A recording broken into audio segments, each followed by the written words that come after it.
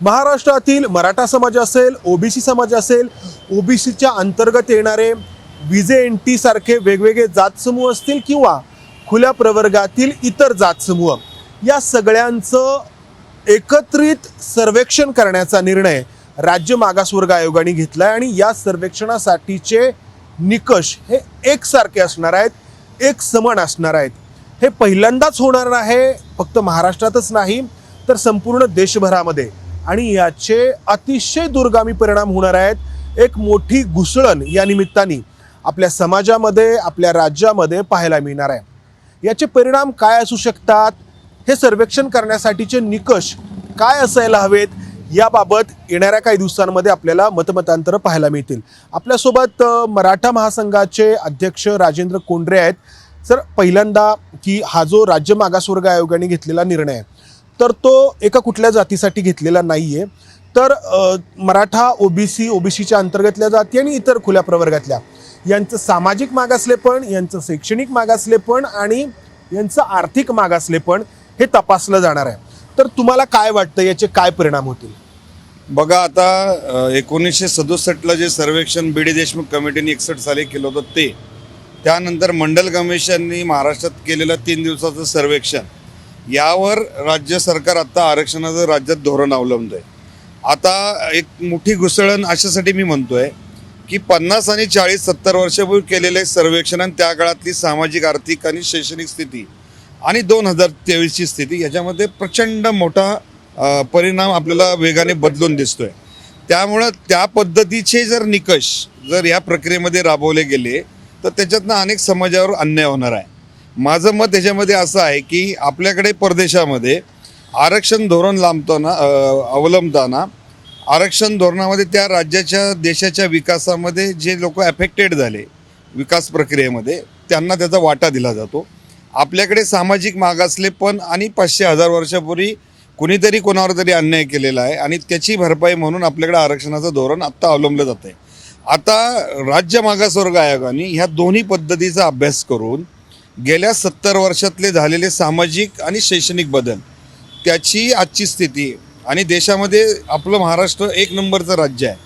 त्यामुळं सर्वोच्च न्यायालयाने मराठा आरक्षण प्रश्नामध्ये जो निकाल देताना निष्कर्ष नोंदवलेले आहेत, हे सगळे निष्कर्ष लक्षात घेऊन आत्ताची ही सगळी योजना ह्या मागासवर्ग आयोगाला व्यवस्थित अंमलवावी लागेल।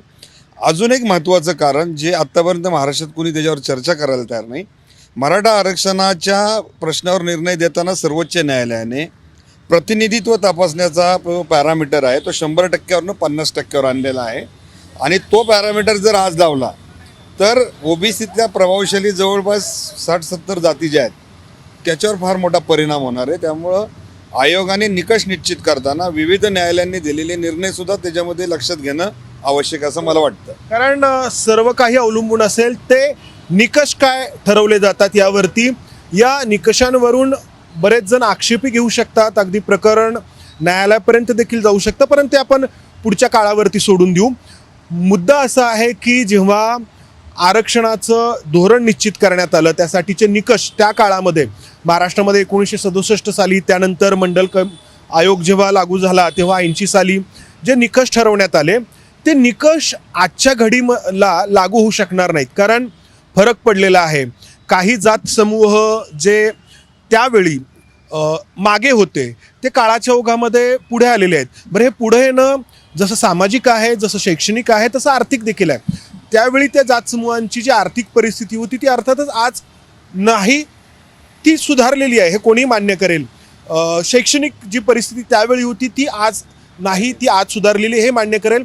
सामाजिक परिस्थिती जी आहे ती देखील जी त्यावेळी होती ती आज असणार नाहीये।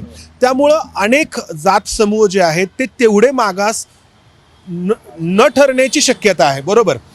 त्याचबरोबर या सर्वेक्षणामुळं ओबीसीच्या अंतर्गतल्या ज्या जाती आहेत, तर त्या अनेक जाती ज्या आहेत, ज्या प्रभावशाली म्हटल्या जातात, त्यांच्यावरती देखील परिणाम होण्याची शक्यता आहे।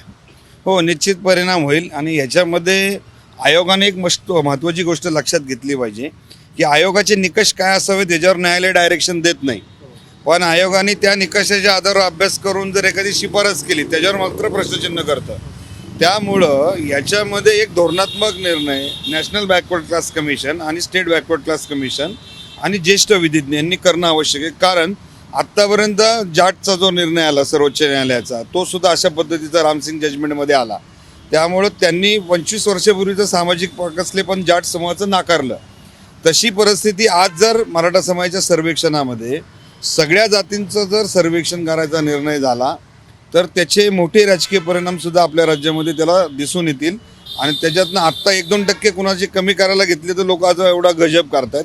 त्याच्यातनं तुम्ही म्हणता त्याप्रमाणे प्रचंड मोठी राजकीय उलथापालथ त्याच्यामधनं होईल. बरोबर आहे. म्हणजे अगदी आणखी फोड करून जर सांगायचं झालं तर ओबीसीच्या अंतर्गत ज्या प्रभावशाली जाती म्हटल्या जातात, आपण सरळ उल्लेख करायला हरकत नाही असं मला वाटतं. माळी समाज असेल, धनगर समाज असेल, वंजारी समाज असेल, या समाजांकडे असलेली जमिनीची धारण क्षमता आणि इतर ओबीसी जातींकडे असलेली जमीन याच्यामध्ये फरक आहे. या समाजांमध्ये असलेलं शिक्षणाचं प्रमाण, या समाजांमध्ये असलेलं एकूण आर्थिक परिस्थिती आणि इतर ओबीसी जाती ज्या आहेत यांच्यामधलं जे काही प्रमाण आहे याच्यामध्ये फरक आहे. तर हे सर्वेक्षण व्यवस्थित निकषांच्या आधारे जर केलं गेलं तर ओबीसीच्या अंतर्गत काही जाती ज्या आहेत त्या जास्त मागास ठरतील. आताही VJNT वगैरे हा प्रकार आहे, मात्र त्या जास्त मागास ठरतील आणि त्यांना आरक्षणाचं प्रमाण हे वाढवून देण्याची मागणी पुढे येऊ शकते. तिसरा महत्त्वाचा मुद्दा म्हणजे एकाच जातीच्या अंतर्गत कोण किती मागास आहे हे देखील याच्यामुळे समोर येऊ शकतं. आता याबाबत आता क्रिमिलियरची एक अट आहे, म्हणजे आर्थिक त्याचा जो काही स्तर आहे तो तपासण्याची, पण ती तेवढी परिणामकारक नाही हे आपण सगळे जाणतो. एकाच जातीमधल्या 2 व्यक्ती नक्की कोणत्या स्तरावरती आहेत, तो फक्त आर्थिक स्तर नाही आहे, तर एकाच जातीत जरी असले तरी त्यांची सामाजिक परिस्थिती, त्यांची शैक्षणिक परिस्थिती मात्र वेगळी आहे. तर हे सगळं देखील या सर्वेक्षणामधून समोर येऊ शकतं. नाही, हा फार महत्त्वाचा मुद्दा तुम्ही मांडलेला आहे. आपल्याकडे आरक्षण प्रक्रियेचा लाभ घेताना सर्वात गरीब आहे त्याचा चेहरा दाखवला जातो आणि फायदा घेताना मात्र तो 8 लाखवाला घेतो. आणि या धोरणाची अंमलबजावणी SC ST OBC सगळ्यांमध्ये अशाच प्रकारचा प्रॉब्लेम आहे. SC STला तर क्रिमिनल ही कन्सेप्टच लागू नये. त्यामुळं आरक्षणाचं जे मूलभूत धोरण घटनाकारांना अभिप्रेत होतं की समाज एका स्तरावर आणि एका लाईनमध्ये यावा. आता काय झालं, या अंमलबजावणीतल्या त्रुटीमुळं लाभार्थ्यांमध्ये अंतर्गत जो स्तर आहे त्याच्यामध्ये जे घटक गब्बर आहेत ते त्याचा लाभ घेतात आणि जे खरे वंचित आहे त्याला मिळत नाही आहे. त्यामुळं जाती अंतर्गत जे सामाजिक आणि शैक्षणिक स्तर आहे याचा सुद्धा आयोगाने जर अभ्यास केला तर खऱ्या वंचितांना आरक्षण आणि इतर जे अनुज्ञेय लाभ देण्यासाठी आयोगाने तशा प्रकारची शिफारस जाती अंतर्गत केली तर त्याचा फार मोठा फायदा समाजामध्ये होईल. शेवटचा प्रश्न आता, हे मराठा समाजासाठी देखील खूप मोठ्या प्रमाणामध्ये लागू होईल, कारण आपण स्पष्ट बोलतो आहोत पश्चिम महाराष्ट्रातल्या मराठा समाजाची परिस्थिती सामाजिक असेल, शैक्षणिक असेल, आणि मराठवाड्यातल्या मराठा समाजाची सामाजिक, शैक्षणिक, आर्थिक परिस्थिती, विदर्भातल्या मराठा समाजाची आर्थिक, सामाजिक, शैक्षणिक परिस्थिती, उत्तर महाराष्ट्रातल्या ही वेगवेगळी आहे, बरोबर. तर या सर्वेक्षणातून हेही समोर येईल. म्हणजे आत्ता जे सरसकट म्हटलं जातं की मराठा समाज सामाजिकदृष्ट्या मागासलेला नाही आहे, तर या सर्वेक्षणातून असंही समोर येईल की काही भागामध्ये तो खरंच सामाजिकदृष्ट्या मागासलेला आहे. कारण जरी एकाच समाज घटकातून जरी लोक येत असले तरी त्यांचं बॅकग्राऊंड, त्यांची पार्श्वभूमी, त्यांच्या मागच्या काही पिढ्यांमधले असलेले सोयरिकीचे संबंध, असे अनेक घटक जे आहेत ते समोर येऊ शकतात. नाही, मुळात कसं आहे, आता सामाजिक मागासलेपणामध्ये कालानुरूप बदल होणं आवश्यक आहे. पूर्वी काय होतं की अंधश्रद्धा वगैरे वगैरे पार्ट होते. आता विधी साक्षरता आली, तंत्रज्ञानाकडे आपण चाललोय जग. मग विधी साक्षरतेमध्ये मराठा समाजाचं स्टेटस काय आहे तर त्याची प्रचंड प्रमाणात वेगवेगळ्या स्तरावर फसवणूक झाली. जमिनीची धारण क्षमता मराठ्यांची जी काही 30% होती ती डायरेक्ट 3%वर आलेली आहे.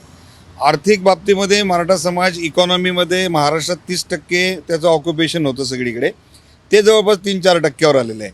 त्यामुळे ही जी कारणं आहेत ही सुद्धा एकदा आर्थिक शैक्षणिक मागासलेपण आलं की ॲटोमॅटिक सामाजिक मागासलेपण त्याला जोडून येतं.